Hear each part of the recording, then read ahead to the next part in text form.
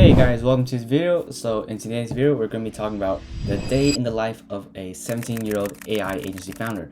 And I know that probably doesn't sound really special at all since there's a dozen of other kids just like me doing the same thing. But yeah, I'm just here to share my side of the story and where I start off, like where I'm trying to go and how I'm documenting the process. And just a quick background, like a lot of people ask me, bro, where did you even start off? You're so young. What got you into AI?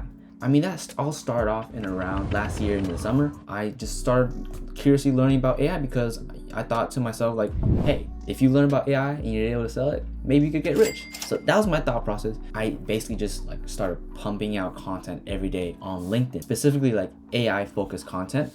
And eventually like I got some viral posts and I got like a ton of warm leads. People coming to me asking for like AI project. But then here's the thing. At that point, I was really clueless. I didn't know how to sell and I didn't know how to close. Two things that I didn't know. So bam, I just lost all that hard work of content. It's gone. And then, fast forward like a few months later, I was able to finally close my first client. And I did this project for free. But I still upcharged him like $400 for some extra features. But yeah, my content was like AI focused and focused on free value. So every day I was out here giving free value. I was jumping on calls with people, just helping them get kickstarted with their AI journey. People were like, bro, why do you do this? Like, why are you helping me out for free? And then like simply I just respond, look, man, I honestly, I just enjoy helping out, giving some free value. Because my philosophy is that like, look, if you give free value now, it's gonna come circling back eventually. I'm not sure the value has come back to me yet, but we'll see. I chose a niche, which was law firms, and I chose a specific problem, which was to solve missed after-hour calls, and I just locked in it. I started doing a whole lot of cold calls, and I even skipped lunch and stayed after school to do cold calls. But I also started posting niche focused YouTube videos. Now I wasn't posting restaurant, I wasn't posting barbershop, nail salons. I was posting strictly law firm focused videos to provide value. And then eventually after cold calling, I was able to book one call with a guy after like a whole week. But here's the thing, I might have lost him since like I was super underprepared and I haven't heard from him since.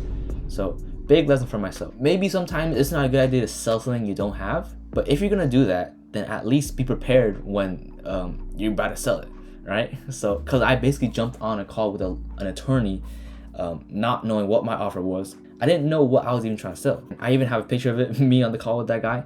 But yeah, big lesson for myself. Please prepare for calls. Know what you're talking about. But honestly, that call was a whole lot of experience for me, even though I didn't close anything yet.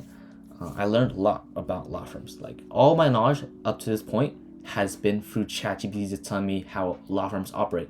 ChatGPT was like, oh yeah, these guys get calls, they do intake forms, and yada yada. That's all the information I know. But then hearing face to face with a guy who actually is in the industry, a law firm owner or attorney, I learned so much that I could learn from just ChatGPT. One more thing I want to mention is that it feels really weird to go against the grain. When you're in a competitive high school like the one I'm in, where everyone else is trying to compete so hard just to get into like a good college, everyone's trying to rack up those A's, get those AP classes, and then here you are disregarding school, focusing on your own thing. Like you're the only person you know in that school that's actively working, grinding on your dreams, and then everyone else around you is just clouding you with the idea of college, to focus on school, do this. And here you are trying to do your thing.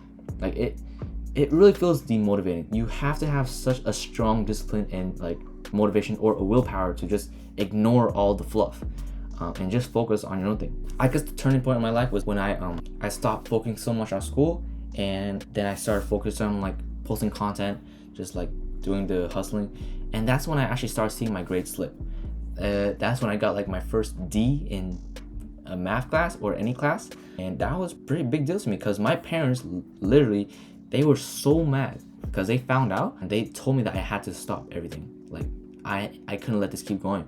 I was gonna fail that class, and to be honest, they were right. But I'm not gonna give up that so easily. All right, I already committed myself for like several months already. Can't just tap out now. And that is literally the whole point. When you get that hit of realization and you actually feel reality for like a split second or like once, there's two kinds of people.